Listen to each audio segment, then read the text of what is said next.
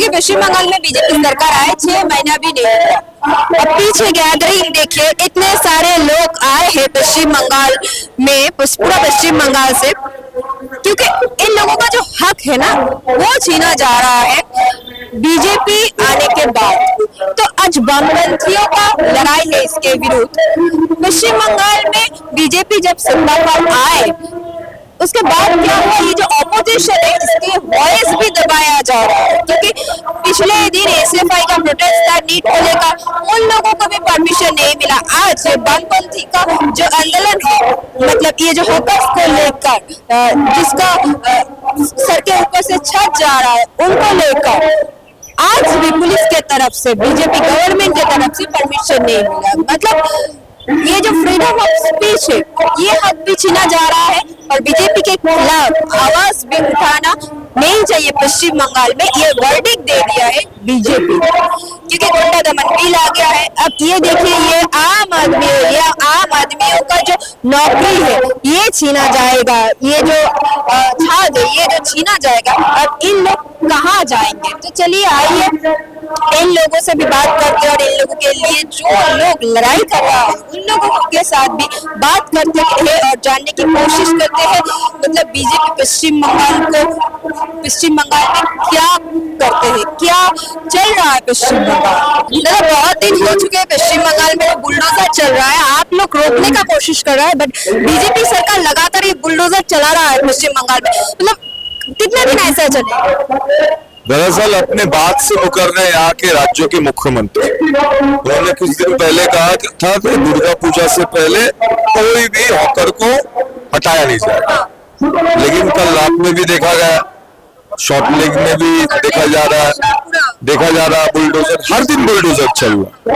मतलब जो गवर्नमेंट अच्छे दिन का नारा 14 से लगाते हुए पूरे देश भर में आ रही थी, आज बंगाल में गरीब को जाओ, जो 2 वक्त का कमा के खाते हैं उनको उजाड़ दो, make payments for the corporates. Ambani Adani को जल्द से जल्द रेलवे का अंदर का जमीन बोलिए या बाहर का जमीन बोलिए, उनको जल्द से जल्द दे दे।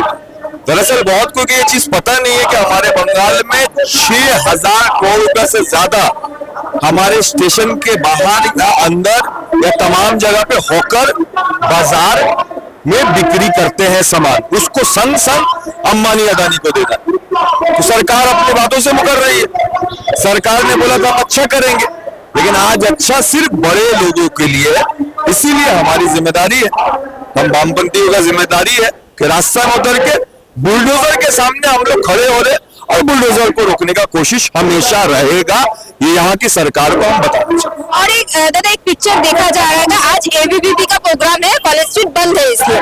पिछले दिन एसएफआई का प्रोग्राम था नीट को लेकर, तो पुलिस परमिशन नहीं दिया, आज आप लोगों को भी परमिशन नहीं दिया। मतलब ये जो ऑपोजिशन का प्रोटेस्ट का हक है ये छीना जा रहा है। थोड़ा और पीछे योगा, अंतरजातीय योगा दिवस को लेकर के 1 हफ्ता रेड रोड जैसा प्राइम स्पॉट को बंद कर दिया गया। उससे थोड़ा और पीछे जाइए, जब एक समुदाय के उत्सव का वक्त था, कुछ वक्त के लिए वहां पे रास्ता में वो अपना नमाज पालन कर रहे थे, उनको मैदान भेज दिया गया। तो हमारा कहना है कि रास्ता में आवाम को असुविधा शुरू একটা সমুদায়ের জন্য नियम सबके लिए एक होना चाहिए।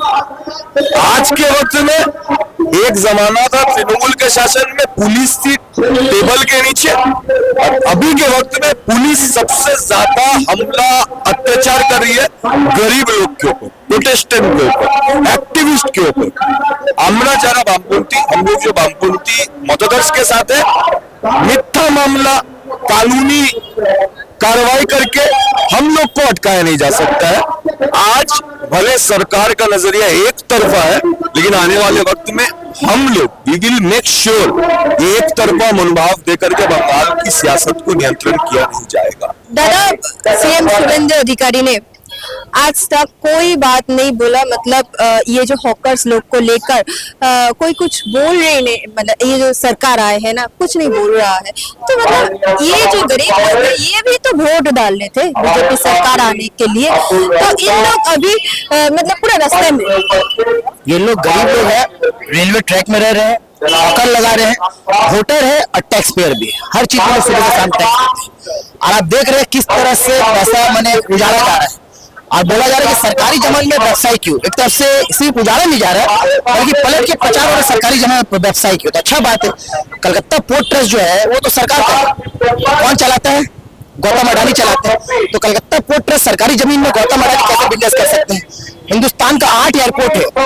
गुजरात का एयरपोर्ट बोलिए, महाराष्ट्र का नवी मुंबई, केरल का, बेंगलुरु का, आठों एयरपोर्ट जो गौतम अडानी सरकार जनता का पैसा में एयरपोर्ट बना है, जमीन सरकार का है सर। लेकिन गौतम अडानी बिजनेस चला रहा है। एक गरीब आदमी सब्जी ना बेच पाए, ये गरीब के ऊपर सीधा सीधी आक्रमण है। असल में इसका पहले सरकार भी शहर को लंदन बनाना चाहते थे और 3 बत्ती लगा करके। अभी अग्निमित्रा पॉल भी बोल रहे कि हम लोग कलकत्ता को लंदन का तरह बनाएंगे सजा करके। असल में लंदन में एक आदमी का पर कैपिटा इनकम है साल का 54 लाख रुपए हिंदुस्तान का पैसा का हिसाब से। और कलकत्ता शहर का नागरिक का एक साल का पर कैपिटा इनकम है 2.2 लाख, 2,20,000 रुपया हर साल का। तो सिर्फ रास्ता को लंदन बनाने से नहीं होगा, इंसान का जिंदगी है उसको भी लंदन बनाना पड़ेगा। ये गरीब लोग का जो रिहेबिलिटेशन का बात है, सरकार की तरफ से तो कोई कॉपरेशन नहीं मिल रहा है। तो आप लोग ऑपोजिशन में हैं, हाँ, आप लोग मतलब कितने दिन ऐसे रास्ता में लड़ाई करेंगे? क्योंकि बीजेपी सरकार आने के बाद ऑपोजिशन का जो वॉइस है ये भी दबाया जा रहा है। आज आप लोगों को परमिशन भी नहीं मिला मिचिल के। पहला बात, मिचिल का परमिशन क्यों नहीं मिला? हमारे पास ऑर्डर है। हम लोग 1 महीना पहले हम लोग कॉपी दिए थे, 1 महीना पहले हम लोग दिए थे, हम लोग आपसे मिलना चाह रहे हैं। आप आज सुबह तो मिलने का हम लोग टाइम नहीं निकला, हम लोग जबरदस्ती गए। और दूसरा बात है सरकार का, हम लोग बोल रहे हैं कि गरीब लोग कौन है? गरीब लोग रास्ता में फुटपाथ में क्या बिक्री होता है? लाख रुपया सोना चांदी बिक्री होता है? नहीं होता है। गाड़ी बिक्री होता है? नहीं होता है। फुटपाथ में 10 रुपया, 20 रुपया, 30 रुपया, 100 रुपया सामान बिकते जो हम गरीब लोग खरीद पाए। और ये सीधा सीधी गरीब के ऊपर आक्रमण। लेफ्ट फ्रंट गवर्नमेंट था, लेफ्ट फ्रंट गवर्नमेंट साहब कस्बा जाइएगा तो कस्बा न्यू मार्केट हॉकर को उठा के कस्बा न्यू मार्केट डाला गया था। गरिया हाट में देखिए गोलपात का बगल मार्केट है, गरिया हाट को हॉकर को उठा के वहां डाला गया था। तो इसी तरह से हम लोग बोल रहे हैं कि आप बिना पुनर्वासन छड़ा कोई भी हॉकर को या कोई भी बस्ती वासी को यहाँ से हटा नहीं सकते। बस्ती आदमी अपना घर, एक जमीन के ऊपर सारा जिंदगी लगा के अपना बच्चा को पालन पोषण कर रहा, मजबूरी में रेल लाइन का बगल में रहना इतना दुश्वारी है। बड़े लोग बगल से जाते तो हाथ में रुमाल ले लेते, हम लोग वहाँ पर जिंदगी गुजार रहे हैं और उसके वो भी छीन लिया जा रहा है। तो ये हम लोग इसके खिलाफ में है और बस्ती आंदोलन हम लोग लगातार चलता रहेगा। अपोजिशन की बात नहीं है, बस्ती आंदोलन हम लगातार लड़ते रहेंगे। 200 यूनिट बिजली का फ्री है, बिहार में 125 फ्री है, झारखंड में 125 फ्री है, दिल्ली में 200 है, पंजाब में 300 है, बेंगलोर में 200 है, लेकिन बंगाल में 200 यूनिट बिजली फ्री करने के बाद भी आज तक घोषणा नहीं किया। उल्टा स्मार्ट मीटर, प्रीपेड मीटर ला करके हम लोग का भाई जला में नमक डालने का काम किया गया।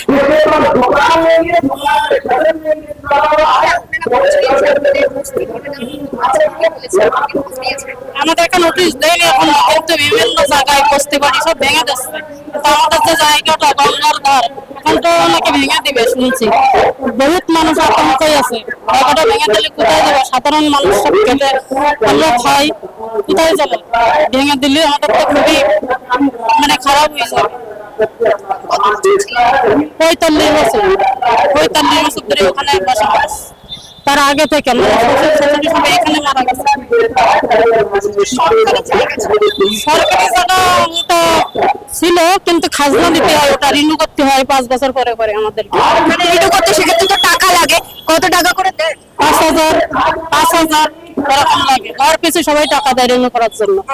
ওটা রিনিউ হয় প্রত্যেক 5 বছর অন্তর অন্তর ওটা রিনিউ হয়। কিন্তু এতদিন তো বামেদের সরকার ছিল, তৃণমূল সরকার ছিল, কখনো কোনো অসুবিধার সম্মুখীন হয়েছে আপনারা? অসুবিধা মানে কল ছিল না, বাথরুম ছিল না, এগুলো আমাদেরকে দিয়েছে সাধারণ গরিব মানুষের, এসবগুলো দিয়েছে। কিন্তু এখন যে অবস্থা, নতুন সরকার এসেছে, সারাদিকে তুড়ুহানা করছে, পুরো তারা লাগাইছে, মানে কি করবে না করবে বহুত মানুষ আতঙ্কে আছে। নিজেদের অন্য কোনো ব্যবস্থা করতে পেরেছে? সরকারের কাছে কোনো আবেদন? সরকারের কাছে আবেদন জানিয়েছে, সাধারণ মানুষ আমরা কোথায় যাবো, কি কাজ করবো, ভেঙে দিলে ছেলে মেয়ে কি করবো, তাদের লেখাপড়া, তাদের খাওয়া দাওয়া, বিভিন্ন প্রকার আমাদের বাঁচতে হয়, সেগুলো আমরা কোথায় পাবো? লেখাপড়া আছে ছেলে মেয়েদের, কাজকর্ম আমরা গরিব মানুষ কি করবো, কিভাবে চলবো? ভোট দেন?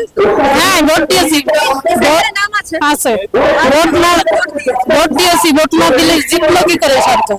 বলছে মুসলমানরা নাকি ভোট দিন, ভোট না দিলে জিতলো কি করে? আমরা তো ভোট দিয়ে ওনাকে রাজা করেছি, রাজারা গরিব মানুষের পরে উঠতে আছে। মানুষ আতঙ্কে আছে, বস্তিবাসী মানুষ আতঙ্কে আছে। এটা সিপিএম এর আমলে খুব ভালো চলছিল, সুবিধা ছিল পড়াশোনার দিক থেকে। পরবর্তী 2011 সালে যখন মমতা সরকার আসলো, মানুষকে পথে নামিয়ে দিয়ে যখন সরকার চলে যায় মমতা সরকার, শুধু আমাদের জ্যোতিনগর না, বিভিন্ন বস্তিবাসী পথে নামিয়ে দিয়ে গেছে। যেহেতু এই সরকারকে মমতা ব্যানার্জি এনেছে, বিজেপি সরকারকে, এই বিজেপি সরকারকে মমতা ব্যানার্জি এনেছে। আর এই মমতা সরকারের টাইমে সিন্ডিকেট বস্তিবাসীদের উপরে মানে একটা কি বলবো চাঁদার একটা বড় ব্যবস্থা ছিল। মমতা ব্যানার্জি পথে নামে দিয়ে গেছে বস্তি, আজ এর ভোগ আমাদের ভুগতে হচ্ছে বস্তিবাসীদের। আর আমরা যেখানে থাকি ওখানে উচ্চ মাধ্যমিক আছে, পড়াশোনা করছে কলেজে, আর কোথায় যাবে, কেউ কেউ রিক্সা চালায়, রাজমিস্ত্রি কাজ করে, ওখানে আমাদেরই জন্ম। এই সরকার, এই শুভেন্দু যে সরকার হয়েছে 4 তারিখের পরে যেখানে সেখানে ভুলবিচার চালাচ্ছে। মানুষ একটা আতঙ্কে আছে এই ব্যাপারে। আমাদের পাশে বামফ্রন্ট সরকার, এই বামফ্রন্ট সরকার আগে ছিল, এখন আমাদের পাশে দাঁড়িয়েছে বস্তিবাসীর জন্য। আগে যেরকম ছিল সেরকমই দাঁড়িয়েছে।